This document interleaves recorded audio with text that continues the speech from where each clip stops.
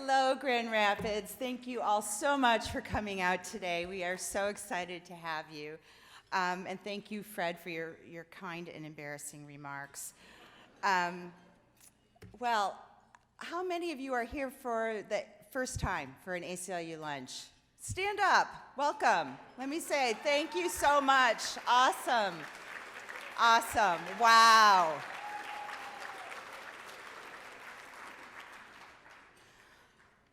Well, this is really an exciting event. I think this is our third luncheon sold out, and really an opportunity for us to say thank you for all of your support and to talk to you about some of the most important things that we are and have been working on.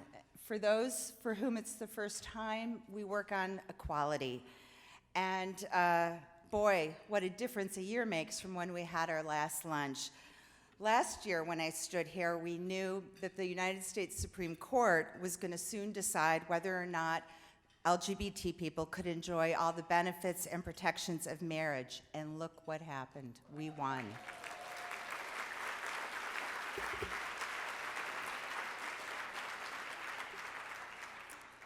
We and so many others have been working on this issue for years, starting back in 1970 when the ACLU filed its first case on marriage equality. We filed total 33 cases over the years, 19 amicus briefs in the Supreme Court, and then most recently we worked with a woman, Edie Windsor, to take down the Defense of Marriage Act in the Supreme Court. And that decision really paved the way to get public opinion on our side, and with so many wonderful partners like Evan Wolfson and Lambda and the Human Rights Campaign, we won. There haven't been too many times in my work where I've seen so much impact and joy and relief. The day that decision came down, it was an explosion in our office, texting and mailing and news reporters. It was really a moment of joy, and I just want to give those who got married this year a chance to stand up and also get a round of applause. Who got married this year? Bud and Max? Doug Mitten?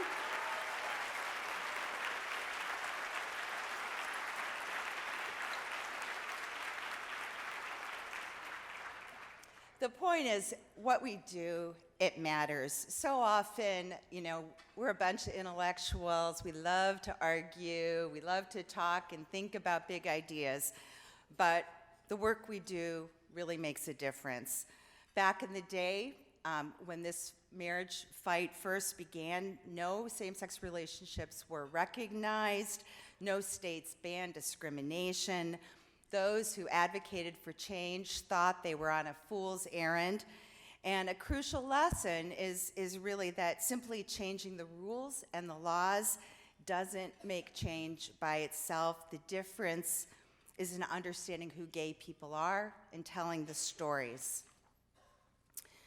So we're going to talk about stories today and about storytelling.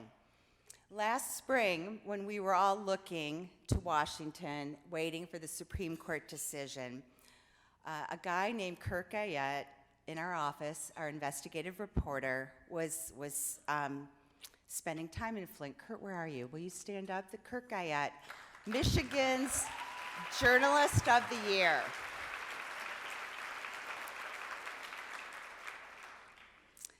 Uh, 2 years ago, we hired Kurt as part of an experiment.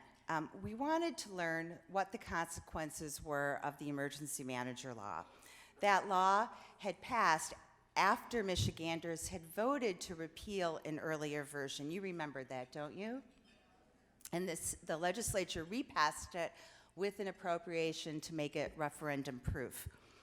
So under this law, under the emergency manager law, they have complete control. They can override all city council and mayoral decisions. They can break contracts. They can break collective bargaining agreements. They can take away health care from retirees. The only thing they can't do is miss a bond payment. And I wanted to know, why is it when so many cities are in financial distress that over 50% of African Americans in this state are living in the cities under emergency manager control? And I wanted to know what happens when democracy is taken away in poor communities. Well, now we know in Flint, the answer is a disaster. Since 2011, that city has been under emergency manager control. Over 40% of the people in that city live in poverty, and over 50% are African American. But what most people don't know is that they didn't do it themselves. Their primary job creator, General Motors, left. And according to the Michigan Municipal League, Flint's finances would have been $55 million richer if the legislature hadn't cut state revenue sharing to local governments. Well, you all know the story. To save $5 million in 2014, the emergency manager decided to use the Flint River, or what we call GM sewer, while a new water authority was being built. Even though the water treatment plant manager said they weren't ready and didn't know what they were doing. While most of us were looking at the Supreme Court waiting for the marriage equality decision, at our headquarters in Detroit, we were getting complaints from people about rashes, about hair loss, about astronomical water bills, $300, $400, $500 a month. And so back in January 2015, Kurt went up to investigate. He went to a town hall meeting. There he heard the emergency manager announce to the people who were there that for the last 9 months, there had been a carcinogen in the water. It was the result of the water treatment plant adding more chlorine. They had known about it 9 months. And as the emergency manager told residents about this, people got really upset and they said, "Why didn't you tell us sooner?" And the emergency manager slammed his fist on the ground and said, "I'm telling you now." Kurt was outraged. He met Leanne Walters, a woman whose name I'm sure you all know at this point. Her son, Gavin, had been diagnosed with lead poisoning. So Kurt made a video about this story. And at the time, the local media was not paying attention to this. They were taking photographs of the mayor holding up a glass of water and telling everybody to drink it. But Kurt made this video, we pushed it out. Leanne was really happy that somebody was listening, and she introduced him to a man that she was talking to, Miguel Del Toro from EPA's Region 5. Miguel was kind of incredulous when Leanne had called him to tell him that she thought something was drastically wrong in Flint. And he came out to her house, he tested the water, and he found toxic levels, I think, that are defined actually as hazardous waste. So he said, this isn't unique, this can't be unique to your house only, it's gotta be a bigger problem.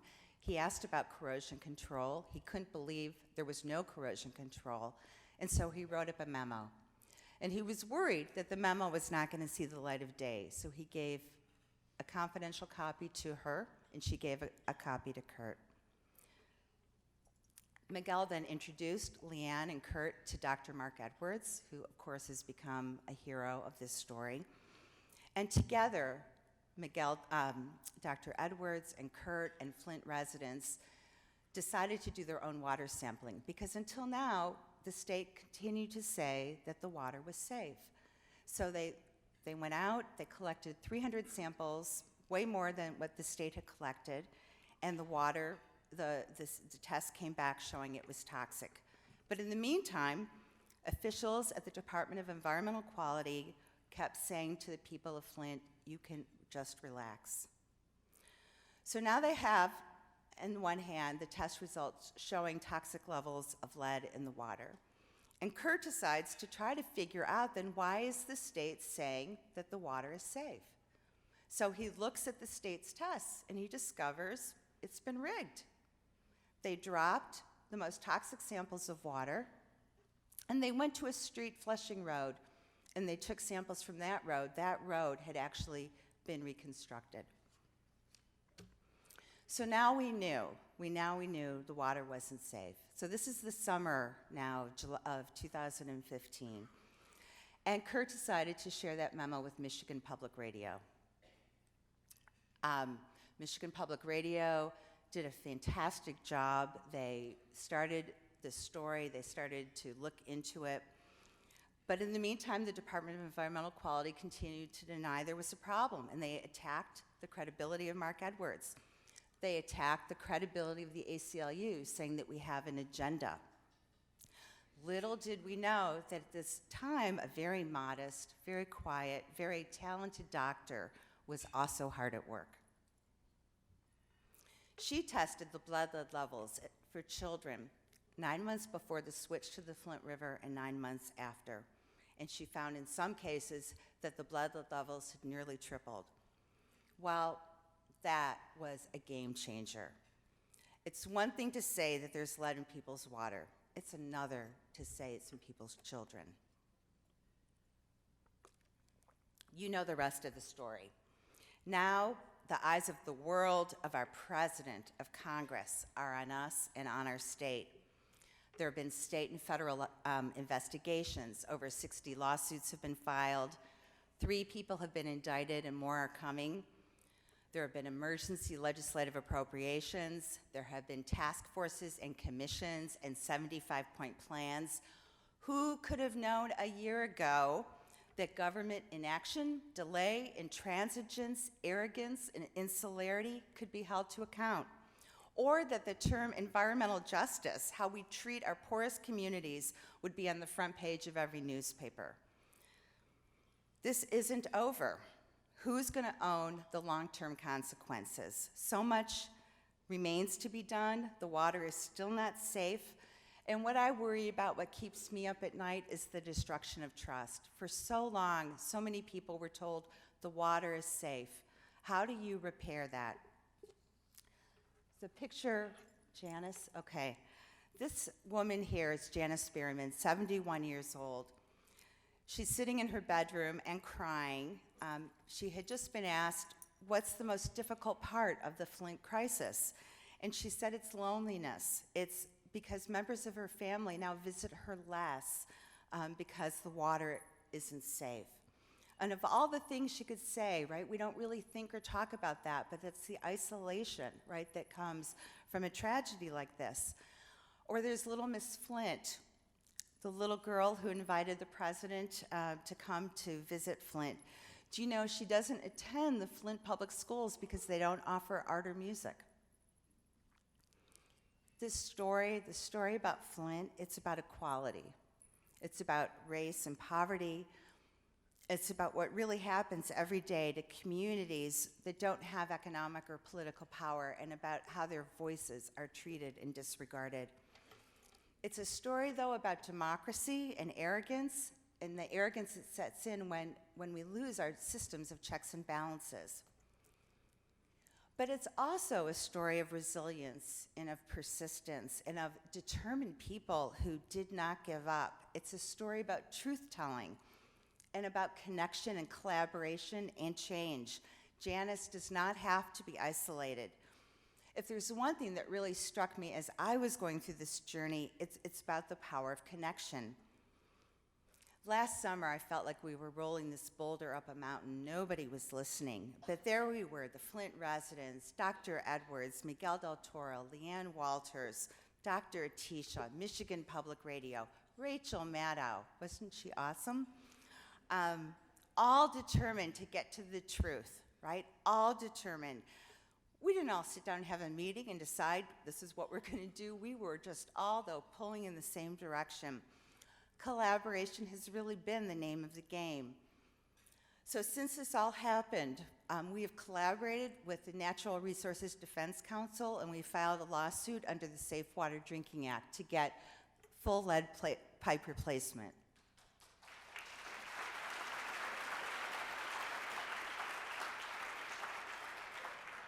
With the Immigrant Rights Center and 60 other organizations, we stopped the effort to require everybody who wanted to get bottled water to show ID. We got information translated, yeah.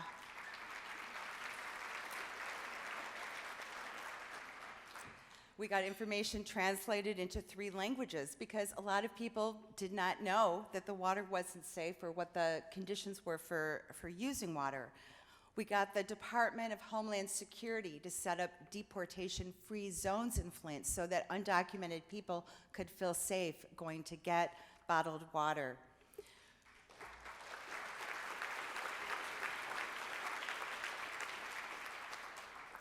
We opened a temporary office in Flint so we can work on the ground with the local coalitions that are emerging and the nonprofit organizations that are forming, and so that we can investigate conditions for immigrants and in the schools and people living in public housing. We're working with Michigan Protection and Advocacy to help children in the schools with special needs.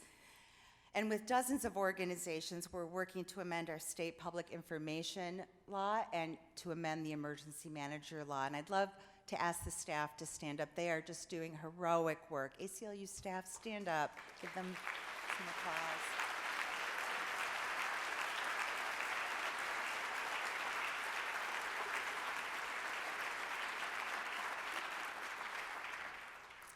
There isn't enough collaboration in this state. There's the East-West divide, there's the highly partisan GOP Democratic divisions, there's income inequality, there's regional competition, there's a tendency to blame the poor, people in cities, as if we live in a vacuum unaffected by national or international dynamics or austerity fiscal policies.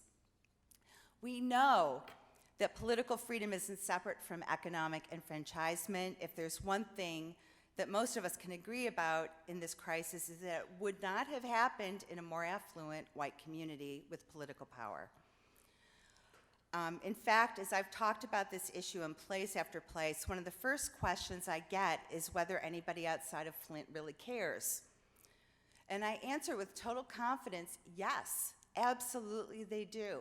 And I tell them about Marsha Warner, the president of your public library, whose 82-year-old mother lives in Flint and who she visits every weekend, and who reminds us that one of the invisible populations here are the elderly.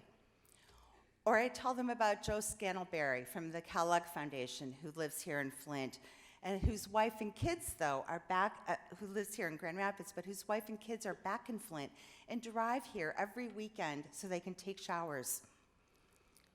Or I tell people about the school psychologist from Oakland County who's taking a leave of absence from her job, and a lawyer from Kalamazoo who's closed down her practice, both who are working with us right now to help children with special needs in Flint. I tell them about Tommy Allen, who has been writing about this issue nonstop for rapid growth. Or about the hundreds of plumbers who descended on Flint to help out and offered their services for free. Or the volunteers who've driven from Pennsylvania and New York and Ohio to Phone Bank and Canvas to help make sure people are getting filters. Or the New York Times, who has written, I think now, 6 editorial pieces about the Flint crisis, and even said that they dropped the ball and lauded Kurt's work in exposing the water crisis. Or the 60-plus national organizations who signed our letter to help the undocumented. Or the president who came to Flint just last week to give people hope. Or the 10 foundations that just stepped up with $125 million to help Flint residents and Dr. Mona's fund, flintkids.org. Isn't that awesome?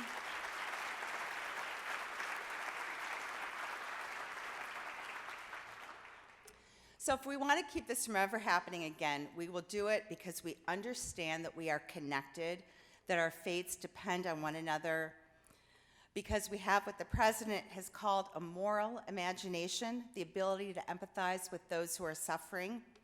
So my call to action to you is on Thursday, there is going to be a day of action in Lansing. The legislature is going to be deciding whether or not to release the money they've already appropriated to Flint and to include more funds in this next budget. You in this room have a lot of power. Your legislators are the most influential in Lansing. You can really move the ball, and I hope that you will all, when you leave here today, call your legislator and tell them to stand up for the city. Because the story that we're telling in Flint is really a stigma-busting story, right? We are talking about what happens to our poorest communities, because we're talking about what happens when arrogance sets in, because problems aren't simple and no one's city is to blame. So by telling these stories, we're rewriting history, and it is my great honor to introduce you now to a woman who is really responsible for rewriting history. I'm going to introduce our guest of honor, Dr. Mona Atisha. In the weeks after she became a household name and a true global hero by exposing that the children of Flint had elevated blood levels, she observed, "It took a village to save a village." In those few words, she painted a crystal clear image of the months and years following the disastrous switch to the Flint River, an image of residents pooling resources with voices growing hoarse from the year-long struggle to be heard. In the precious hours and days after she released her data and sounded alarm bells, state officials worked diligently not to protect the children of Flint, but to discredit her. They called her an unfortunate researcher and said that she sliced and diced her data. There are many key instances that altered the trajectory of action around Flint last summer, but it was really her research that was a true watershed moment. For those who dismissed residents' rust-colored bottles during city council meetings or the lead water test with Dr. Edwards, they could not ignore her facts. For months since she released it, she's been doing media interviews around the clock to tell the story. At one point, while on stage during a press conference with state officials, she became the story because she could be seen in the background shaking her head no as state officials attempted to minimize the lead exposure. This is who she is. Do you remember that? She's been tough, tenacious, principled, one of the most trusted advocates working on behalf of Flint residents. At every turn, she has deflected credit for her part in exposing the Flint water crisis, opting instead to talk about the tireless efforts of mothers and fathers. Please join me in welcoming Dr. Mona Atisha, and let's do a standing ovation in Grand Rapids.